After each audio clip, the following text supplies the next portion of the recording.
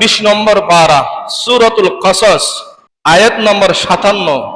আল্লাহ রাব্বুল আলামিন বলেন, আওয়ালাম নুমাক্কিল লাহুম হারামা, হে মক্কার অধিবাসী, আমি কি তোমাদেরকে হারম শরীফ দান করি নাই? যে হারম সম্পর্কে আল্লাহ বলেন আমিনা, নিরাপত্তা নগরী, একটা নিরাপদ নগরী হারম শরীফ আমি তোমাদেরকে দান করলাম। ইউজবা ইলাইহি সামারাতু কুল্লি শাইইন রিজকাম মিন লাদুন্না, যে হারাম শরীফ এমন এক জায়গার মধ্যে অবস্থিত, অনর্বর জায়গা, কোন ধরনের ক্ষেত ফসল সেখানে উৎপাদিত হয় না, ফল ফসল উৎপাদিত হয় না, কিন্তু 12 মৌসুমের যত ফল সব আমি তোমাদের জন্য এখানে পাঠিয়ে দিই।